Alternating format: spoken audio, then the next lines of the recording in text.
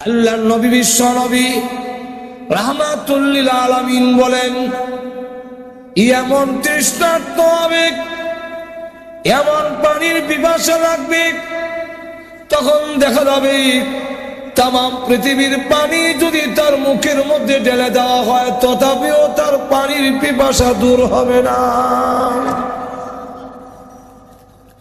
এমন যন্ত্রণা সব ভোগ করতে হবে।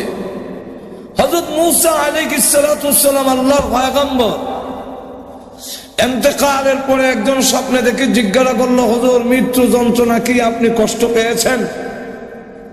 উনি বলেন, কতগুলো বিষাক্ত কাঁটা আমার পেটের ভিতরে ঢুকাইয়া সমস্ত রোগের মধ্যে পেঁচাইয়া কয়েক হাজার লোকে এক জুড়ে একবারে টান মারলে যদ্দূর কষ্ট হবে এর চাইতে বেশি কষ্ট আমার হয়েছে। জালালউদ্দিন সুয়ুতী রাহমাতুল্লাহ আলাইহি ওনার কিতাবের মধ্যে লেখেন, ঈসা আলাইহিস সালাতু ওয়াস সালাম এক কবরে গিয়ে বললেন, কুম বিইজনিল্লাহ, আল্লাহর হুকুমে উঠাও। এমনি কবর থেকে একজন উঠছে, জিজ্ঞাসা করলো, মান আনতা ওয়া মা ইসমুকা, তুমি কে, তোমার নাম কি? উনি বলেন, আমার নাম সাম, আমি নূহ আলাইহিস সালামের ছেলে। হযরত ঈসা আলাইহিস সালাতু ওয়াস সালাম কয়েকটা প্রশ্ন করেছিলেন। আমি যেই পয়েন্টটা আপনাদেরকে বুঝাইতে চাই, ওনাকে ঈসা আলাইহিস সালাম জিজ্ঞাসা করলেন, আপনি কি আবারও কবরে যেতে চান না দুনিয়াতে থাকতে চান? যদি থাকতে চান আমি আল্লাহর কাছে বলবো, ফরিয়াদ করব, আল্লাহ আপনাকে কয়েকদিন পৃথিবীতে থাকার সুযোগ যেন দেয়। হযরত সাম আলাইহিস সালাম বলেন, ও ভাই ঈসা, এখন যদি আমি আবার দুনিয়াতে থাকতে চাই আর আমার ভিতরে যে রূহ আসছে, আমি যে জিন্দা হইছি, এই রূহকে নেওয়ার জন্য আবারও আজরাইল আসবে?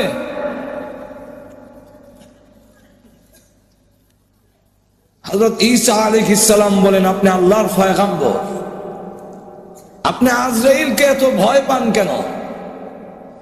হযরত সাম আলাইহিস সালাম বলেন, আপনার সাথে তো এখনো আজরাইলের দেখা হয়েছে না, আপনি কি বুঝবেন? ও ঈসা আলাইহিস সালাম, আজ থেকে 4000 বছর আগে আমার রূহ বের করা হয়েছিল, কিন্তু আজও পর্যন্ত আমি মরণের কষ্ট ভুলতে পারি নাই। আর আসতে কোন সুবহানাল্লাহ।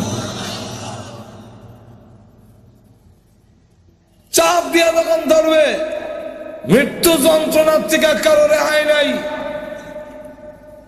আল্লাহর নবী বিশ্বনবী রাহমাতুল লিল আলামিন যেদিন পৃথিবী থেকে বিদায় হয়ে যাবেন, আম্মা জান আয়েশা বলেন, আমার ধারণাটা পাল্টে গেল। বিশ্বনবীকে চাদর দিয়ে আবৃত করে রেখে দেওয়া হয়েছে। আল্লাহর নবী যেমন এসেছিলেন রবিউল আউয়ালে, আবার বিদায়ও হয়েছেন রবিউল আউয়াল মাসে। জোরে কোন ঠিক কিনা? আরো জোরে কোন। আশার আনন্দ, বিদায় হওয়ার ব্যথা, দুইটা যখন একত্রিত হয় তখন বিদায় হওয়ার ব্যথাটাই মনে বেশি থাকার কথা। জোরে কোন ঠিক কিনা? কিন্তু আমাদের সমাজ হইল শুধু আসার আনন্দ, যাওয়ার কোনো ব্যথা অন্তরে নাই। যাওয়ার ব্যথা।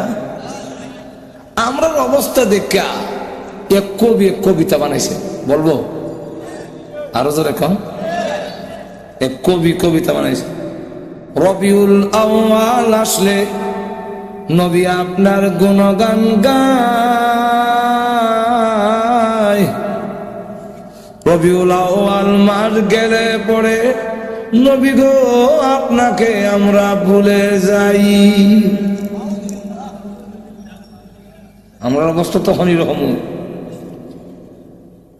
দরুদ পড়ি, মিলাদ পড়ি, কিয়াম করি, বড় বড় সেমিনার করি, জশ্নে জুলুসের মিছিল করি, আরো কত মিষ্টি খাই, মিছিলকারীদের চারার দিকে চাইলে পড়ে দাড়ির বংশ নাই।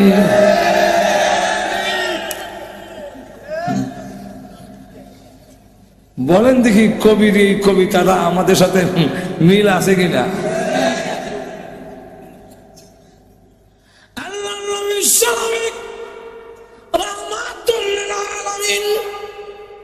পৃথিবী থেকে যেদিন বিদায় হয়ে যাবে, আম্মা জানা আয়েশা বলেন, চাদর দিয়ে নবীজিকে আবৃত করে ডেকে রেখেছি। হঠাৎ করে আমি তাকায় দেখি আল্লাহ নবী চাদরের ভিতরে একটা হাত একবার গোটায়, হাতটা আবার লম্বা করেন, পা এভাবে গোটায় আবার পা লম্বা করেন। যে আমরা খিচুড়ি যে শুরু হয়, সাকাত আরম্ভ হবার সময় দেখবেন এমন কিছু টানা আসা শুরু হয়। আমরা ঘুমো ধরে লিখে না গেছে। আম্মা জানা আয়েশা বলেন, আমি আপনি বিশ্ব নবীর শরীর মুবারক থেকে চাদরটা একটু উঠালাম, কেন এমন শুরু করে দিয়েছেন? নিষ্পাপ নবী, আল্লাহর নবী মাসুম, আল্লাহর নবী বিশ্ব নবী যিনি, উনি বলেন আল্লাহর পরে ওনার সম্মান তামাম পৃথিবীর ঊর্ধ্বে কারোর সাথে তুলনা হয় না, এটার মধ্যে কোনো সন্দেহ নাই। কিন্তু লক্ষ্য করে দেখুন, আম্মা জানা আয়েশা সিদ্দিকা রাদিয়াল্লাহু আনহা বলেন, পৃথিবীর মানুষেরা রে, আমার ধারণা পাল্টে গেল। আমি যেই মাত্র আল্লাহর নবীর শরীর মুবারক থেকে চাদর সরালাম, এমনি তাকায় দেখি নবীজির মাথা মুবারক থেকে নিয়ে পা মুবারক পর্যন্ত এমন কোন পশম মুবারক নাই যেখান থেকে আল্লাহর নবীর ঘাম বের হয় নাই। আমার ধারণা পাল্টে গেল। নবীর যদি এরকম, তাহলে আল্লাহ যে বলছেন কুল্লু নাফসিন যায়িকাতুল মাউত, এই আয়াত 100% ঠিক। একটু জোরে কর না। হঠাৎ করে নবী যেদিকে বলেন,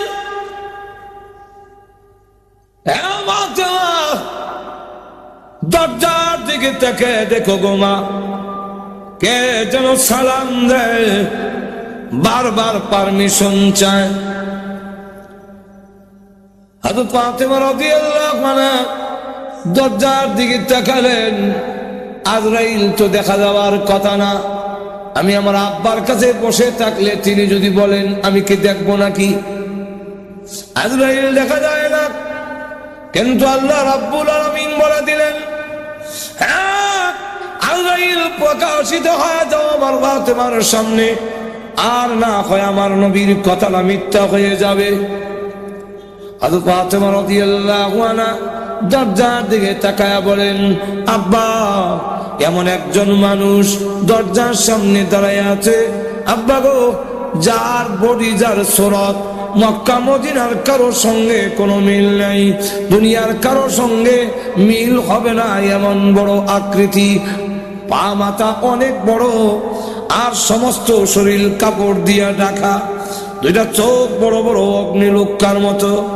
আল্লাহর নবী কেমন আব্বা জান, এমন আকারের মানুষ আমার জিন্দেগিতে কোনোদিন দেখিনি।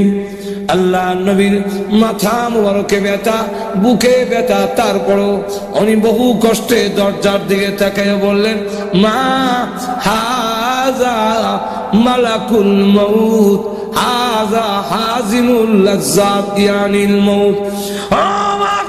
তিনি বলেন আজরাইল মালাকুল মাউত, তিনি বলেন দুনিয়ার সমস্ত স্বাদ কর্তনকারী, যিনি দুনিয়ার সমস্ত স্বাদ মজা কেটে দেয়, সেই আজরাইল গোমা হাজির হয়েছে। হযরত ফাতেমা রাদিয়াল্লাহু আনহা বলেন, ওগো আব্বা জান, এই মুহূর্তে কেন তিনি আসলেন?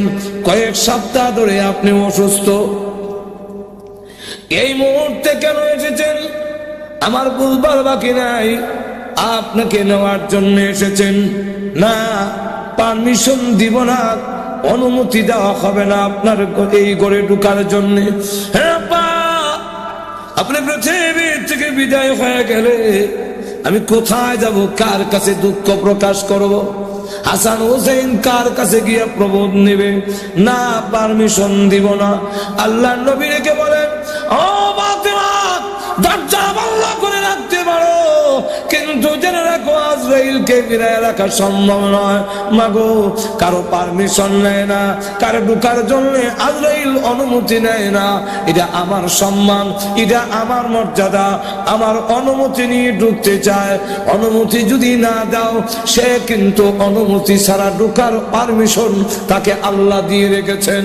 সুতরাং পারমিশন দিয়ে দাও, অনুমতি দিয়ে দাও, জানায় দাও আমি বলেছি করে ঢুকার জন্য। আজরাইলকে যখন অনুমতি দেওয়া হলো, তিনি এসে বলেন, আসসালাতু ওয়াসসালামু আলাইকা ইয়া রাসূলুল্লাহ, আল্লাহ আমাকে পাঠিয়েছেন, আপনি যদি যেতে চান গো আপনাকে নিয়ে যাব, থাকতে যদি চান আল্লাহ হায়াত বাড়ায়া দিবে, কোনটা করবেন? আল্লাহর নবী বলেন, তুমি অপেক্ষা করো, যাবো কি যাব না এখন বলবো না, হাত্তা ইয়াতিয়ানি জিবরাইল, জিবরাইল আমার কাছে আসার আগ পর্যন্ত তুমি অপেক্ষা করো।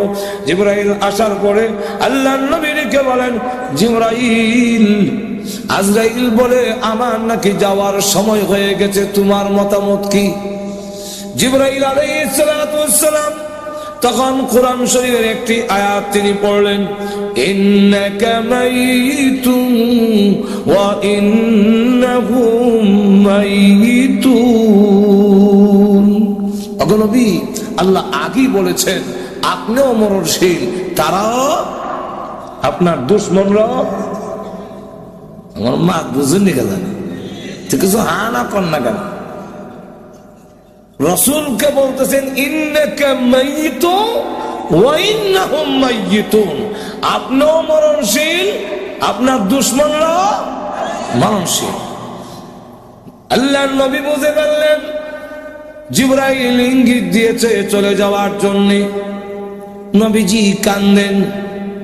জিবরাইল ডেকে বলেন, ইয়া রাসূলুল্লাহ, ইয়া হাবিবাল্লাহ, আপনি আপনার বন্ধুর দরবারে যাবেন, রফিকে আলা, পরকালে আপনার নাজ নেয়ামত ইহকালের চাইতে আরো অনেক বেশি।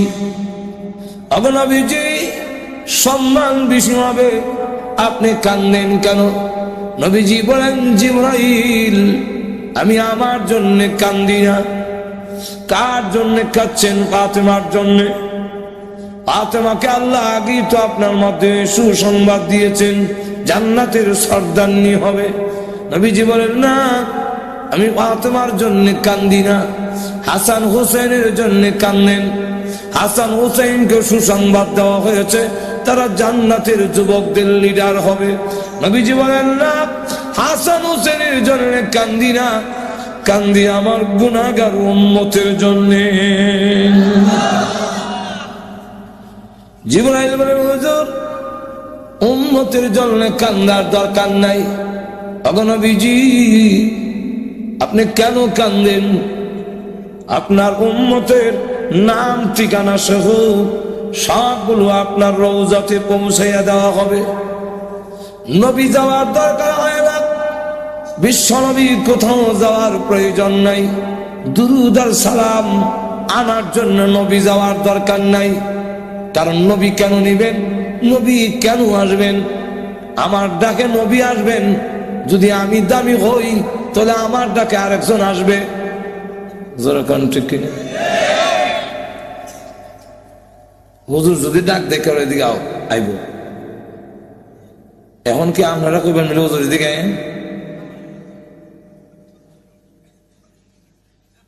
যার দাম বেশি ওনারা ডাক দেয়া কখন জানা মিলে আপনি আইয়ে নেন। আল্লাহ নবীর সম্মান বেশি, নবীকে বলা যায় না নবী আসেন, আয়া নেন, দুরূদ সালাম গেল একটা। আর একটা হইল, আমরা দুরূদ আর সালাম পড়ি, এগুলা কি নবীর লাভ না আমাদের লাভ? লাভটা কার? তাহলে দুরূদ সালাম পৌঁছানোর ব্যবস্থা তো আমরা না করতাম, লাভ আপনার আর রাসূল নিত। আমার লক্ষ্য করে দেখুন, আল্লাহর নবী বিশ্ব নবী রাহমাতুল লিল আলামিনকে জিবরাইল আলাইহিস সালাতু ওয়াস সালাম বলতেছেন, ইয়া রাসূলুল্লাহ, ইয়া হাবিবাল্লাহ, আল্লাহর নবী গো, কান্নার দরকার নাই, আপনার উম্মতের দুরূদ আর সালাম পৌঁছায়া দেওয়া হবে। আমিও আছি, একজন ফেরেশতা আল্লাহ তৈরি করে রেখেছেন। পৃথিবীর যতগুলো মাখলুক আছে, আম্মার ইবনে ইয়াসির থেকে বর্ণিত হাদিস, ওই ফেরেশতার ততটা কান আছে, পৃথিবীর যেই কোনো জায়গায় যেই কোনো লোক যদি দুরূদ পড়ে, তার বাবার নাম, দাদার নাম, 14 গোষ্ঠীর নাম সহ, ঠিকানা সহ মুহূর্তের মধ্যে আল্লাহর নবীর কাছে পৌঁছায়া দেওয়া হয়। নবী দেওয়ার দরকার নাই। আগে নবীজি কান্দেন না, আপনার উম্মতের সংবাদ আপনি পেয়ে যাবেন, এটাও তো আল্লাহ আগে আপনাকে জানাইয়ে দিয়েছেন। নবীজি ডাক দেবেন, জিবরাইল, উম্মতের সংবাদ পাবো কি পাবো না, এই জন্য কান্দি না জিবরাইল। সন্তান যদি ইংল্যান্ড থাকে আর ভালো অবস্থানে থাকে, তাহলে সংবাদ না পাইলেও মা বাবার মনটা কিছু হইলেও শান্তি থাকে। ছেলে খোঁজখবর নেয় না, কিন্তু অন্যের মারফতে জানতে পারে ইংল্যান্ড লন্ডনের মধ্যে তার ছেলে খুব ভালো পজিশনে আছে, সম্মানে আছে, কিছু হইলেও শান্তি পায়। আমার না দেখ, আমার ছেলে তো ভালো আছে। সংবাদ যদি নাও পাই, আমার উম্মত যদি এই পৃথিবীতে ভালো অবস্থানে থাকে, তাহলে আমার তো সংবাদ পাওয়ার দরকার নাই, এটা আমার বিষয় নয়। আমি কেন কান্দি? এতদিন পর্যন্ত আল্লাহ আমাকে আয়াত নাজিল করে জানায় দিয়েছিলেন, মা কানাল্লাহু লিউআযিবাহুম ওয়া আনতা ফীহিম। ওগো নবীজি, আপনি যেখানে আছেন এদেরকে আমি আল্লাহ গজব দিব না, আমি আযাব দিয়ে শেষ করব না, যেহেতু আপনি এখানে আছেন। ও জিবরাইল, আমি রাসূল যখন পৃথিবী থেকে বিদায় হয়ে যাব, তখন আমার উম্মতের জিম্মাদার কে হবে? তামাম পৃথিবীর উম্মতে মুহাম্মদী যদি একসাথে আল্লাহ গজব দিয়ে শেষ করে ফেলে, আমার উম্মতের দায়িত্ব কে নেবে? কে এই দায়িত্ব গ্রহণ করবে? এমনি আল্লাহ ডাক দেয়া বলেন, আরে জিবরাইল, আমার বন্ধুকে বলো চোখের পানি মুছে ফেলার জন্য। আর কাঁদতে হবে না, আর কাঁদতে হবে না, এখন থেকে আনা কাবিলুম মিনহুম, আমি স্বয়ং আল্লাহ তার উম্মতের জিম্মাদার হয়ে গেলাম।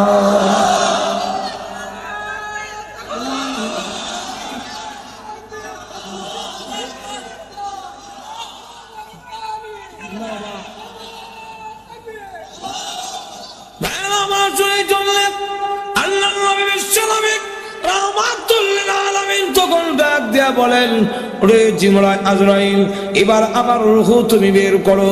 এমনি জিবরাইল আজরাইল যখন নবীজির সিনা মুবারকে হাত রাখলেন, ফি কবজি রূহিহি, রাসূলের রূহ মুবারক কবজ করবেন।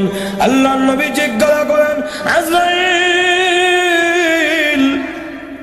তুমি আমার বুকে হাত রেখেছো, মনে হয় যেন উহুদ পাহাড়টা আমার বুকে রেখে দিয়েছো। আজরাইল বলে, আল্লাহর নবী, এত সহজে কারো রূহ বের করি নাই, কোনদিন করব না। এরপর এরকম আল্লাহর নবী, বিশ্ব নবী রাহমাতুল লিল আলামিন একটি পাত্রের মধ্যে হাত ভিজায় মুখের মধ্যে মালিশ করে আর বলে, আল্লাহুম্মা বির রাফিকিল আলা, আল্লাহুম্মা ইন্নী আউযু বিকা মিন সাকরাতিল মাউত ওয়া গামারাতিল মাউত। মরণ বুঝি এত কষ্ট, এত কষ্ট বুঝি মরণ। আমার সাকরাতের যন্ত্রণা থেকে, মৃত্যু যন্ত্রণা থেকে কেউ রেহাই পাবে না, সকলেই মৃত্যু যন্ত্রণা ভোগ করতে হবে, জানবীর করতে এত কষ্ট হবে। আর আল্লাহ রাব্বুল আলামিন কোরআনে উল্লেখ করে দিয়েছেন, ওয়ান্নাজিআতি গারকা والنازعات غرقا والناشطات نشطا والنازعات غرقا والناشطات نشطا।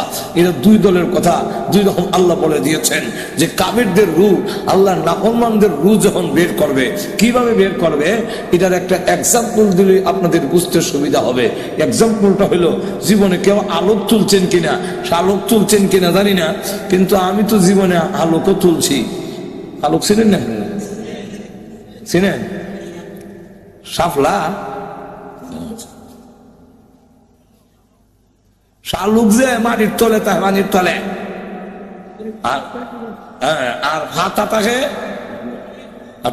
হাতা, আর আলোকটা নিচে বলতে মাটির নিচে, পানির নিচে না, খালি পানি না মাটির নিচে। তো এইভাবে টার্গেট ঠিক করতাম, হাতারা ধরে আলোকটা কই আছে, এরপরে ডুব দিয়া গিয়া দুটো দিয়ে আঙ্গুল দিয়া আলোক বাইর করিয়া হাতা হতা সিরিয়া বেগ থইতাম, আবার আর একটা তুলতাম। আল্লাহ বলেন ওয়ান্নাজিআতি গারকা। নাজিআত শব্দের অর্থ হলো সজোরে টাননেওয়ালা ফেরেশতাগণ, আর গারকা গারকুন শব্দের অর্থ হলো ডুব দেওয়া। সজোরে ডুব দিয়া বিচ্ছে ডুবকা হেগুলো ধর পাশে ধরছে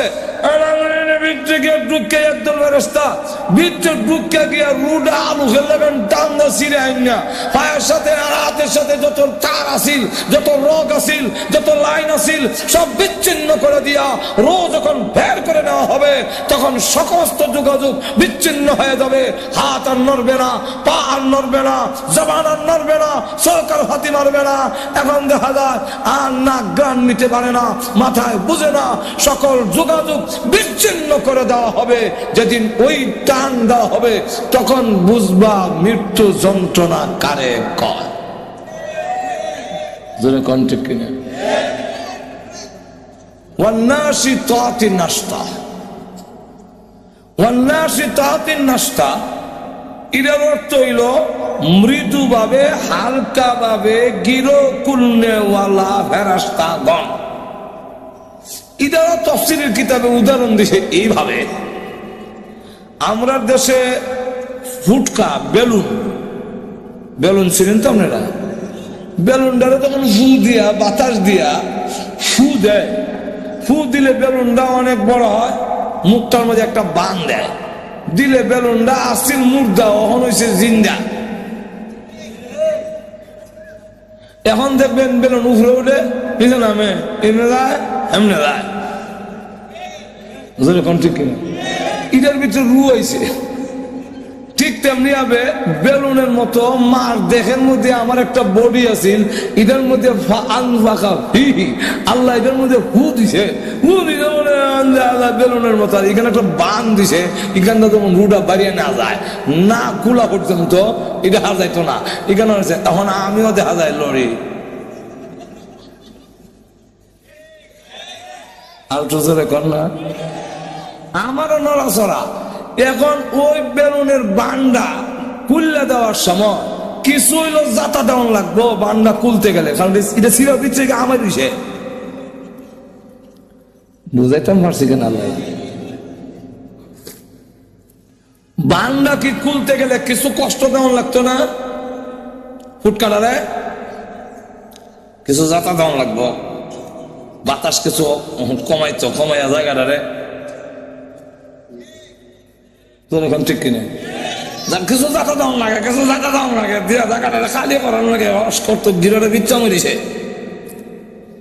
এই বিরোধ খুললা দিলে দেখবেন ফ্রুত করে বাতাসটা গেছে কি, আর বেলুনটা আবার মুগ্ধ হয়ে গরু রয়েছে। ঠিক না? ঠিক তেমনি ভাবে ইমানদার আল্লাহওয়ালা তারা আল্লাহর রাসূল বলেন মরণ কষ্ট হবে, কিন্তু কষ্টটা কষ্ট থাকবে না, আনন্দে পরিবর্তন হয়ে যাবে। হইতাম নি উদাহরণ দিয়া? আর তুজারা কান্না আনন্দে আবার হয় কেমনে? এটা বুঝাইতে গিয়া এক আল্লাহওয়ালা উনার নাম হাকিম আখতার সাহেব দামাত বরকাতুহুম। উনি উনার কিতাবের মধ্যে এই জিনিসটা বুঝাইতে গিয়া একটা ঘটনা আনছেন। এই ঘটনাটা হইল এইভাবে একটা উদাহরণ দিচ্ছেন যে মনে করেন মনু নদীর এই ভারে একজনের বাড়ি এক ছেলে, আর ওই ভারে হইল মেয়ের বাড়ি, দুইজনের তার ভালোবাসা। এখন ঠিক এই ভালোবাসা এমন পর্যায়ে গেছে মারাত্মক। এখন বাপ ভাইয়ে গরম অর্ডার, খালি নদীটা ভাই দিবে, ঠ্যাং ভাঙ্গিলেন, এখন আর যাইতে পারে না। রাত যখন 2টা বাজে, ওই দিন মাঘ মাসের কিছু দিন খারাপ, ফুটার ফুটার বৃষ্টি পড়ে, খনখনে বাতাস, সব ওই দরজা লাগাইছে, কেউ শীতের সুরে দরজা খুলে না। এখন আজকে আব্বাও বাড়িত না, বাইসাবও বাড়িত না, আজকে দেওয়ার টাইম। তাও ঘরের দরজা খুলছে না, যখন ধাক্কা দিলে খোলা দিলে বলে জানানাটা খুললে বেরিয়েছে। আর মশারিটা টাঙ্গা, এটার ভিতরে লেফটারে মানুষের মতো তৈছে, পাখেরা দেখলে যেমন বুঝে কেটা আছে দিয়া। এখন মনুর ভালো গেছে, রাত 2টার সময় গিয়া দেখে কোনো কাউকে কিচ্ছু নাই, মাঝি নাই। মাঝিকে মাথা খারাপ, কত রাত থাকতো, এই ফুটার ফুটা বৃষ্টি করে, খনখনে বাতাস। হ্যাঁ এখানে গেছে, শীতে কাঁপতাছে, কষ্ট কিন্তু বডির মধ্যে হইতাছে। এরপর কাপড় চোর খুললে লাইছে, মানে শার্ট পাঞ্জাবি তুই তাহো খুললে হাতও লইছে, আর নিচের কাপড়টা রয়েছে। এখন নদী ফাড়া দেয়, দেখে বরফের মতো ঠান্ডা, আর উনার হলো বৃষ্টি হলে রাত 2টা, কুমুরি ধরিলা ইটা বয় ওই কত শেষ। আর পানি যখন লাগছে শরীর, সার সমস্ত শরীরের মধ্যে কম্পন সিঁড়ি হইয়া যাতে যাতে বাড়ি লাগতেছে, ইটা করতেছে। কিন্তু এরপরে যত আগায়, যত হাত অগ্রসর হয়, বিচ্ছে কিন্তু খুশি, দাঁতে বাড়ি লাগে, আর শরীর ইটা করতেছে, কিন্তু বিচ্ছে বিচ্ছে আনন্দ। তার প্রেমিকারে গিয়া যে দেখিলেই গো, এই কারণে তার এই নদীর পথের সমস্ত কষ্ট তার যেমন আনন্দের হয়ে যায়, মুমিনের অন্তরে আল্লাহর মহব্বত সবচেয়ে বেশি। মৃত্যুর সাগরে যখন পাড়ি দেয়, যত যন্ত্রণা আছে, আল্লাহ পাওয়ার আশা, জান্নাত পাওয়ার আশা, সমস্ত দুঃখ যন্ত্রণা তার জন্য আরামের হয়ে যায়।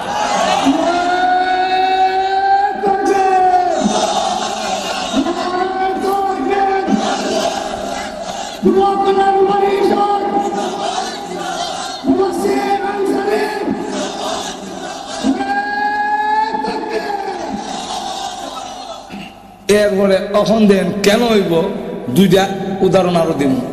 একটা বিষয় কোন জানা যে সময় আবার বিলে মৃত্যু যন্ত্রণা এবং পরকালের অবস্থা, সুবান 2-4 দিন সময় দিলেন না, কোন দিত এরকম ঠিক কিনা। এখন কেন আনন্দের হয়ে যাবে, আর একটা এক্সাম্পল। এক ছেলে যুবক তো মাটি কাটতেছে, তাকায় দেখি যতই টুকরি বইরা দেয়, আরো বইরা দেয়, আর ভালো এবার আর একটা উড়া বলতে পারে না, আর বড় খুশি, গাম বাইয়া হরতেছে, কিন্তু বেটা শরীর বড় ফুর্তি দেওয়া যায়। আর খালি কয় বেড়া তাড়াতাড়ি অত বারবার আইতাম মারতাম না, 60টা হয়ে যাচ্ছে, তো 60টা হয়ে যায়, 60টা হয়ে যায়, এই কথা বারবার হয়। এখানে 60টা কি বিপদ ঘটলো, তো আমি খালি বইয়া বইয়া কল্পনা করি যে কিতা বিষয়। আবার যখন কাছে আইছে দেখি লঙ্গের এখানে একটু উঁচা দেওয়া যায়, টান দিছে দিকে তোর কোমরে গীত এমনি দেখি, হ্যাঁ প্রচুর খাবারটা পড়ে গেছি।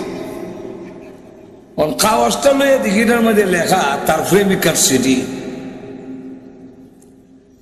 লেখছে, আমার সালাম নিও, আর 4টার সময় অমুক বাগানে তুমি আসো, আমার সাথে আর তোমার দেখা হবে। ওই প্রেমিকার সালাম ভাইয়া আর জান বাগানে গিয়ে দেখা হইব। এই কারণে যার মাটি কাটার কষ্ট দুঃখ কোনো কষ্টই লাগে না, আনন্দের ঢেউ বইতেছে, কতখানে 60টা হইতো যাইতো। যেরকম ঠিক কিনা? ঠিক তেমনি হবে মুমিনের কানের কাছে আল্লাহ ফেরেশতা পাঠাইয়া দিয়া কয় আমার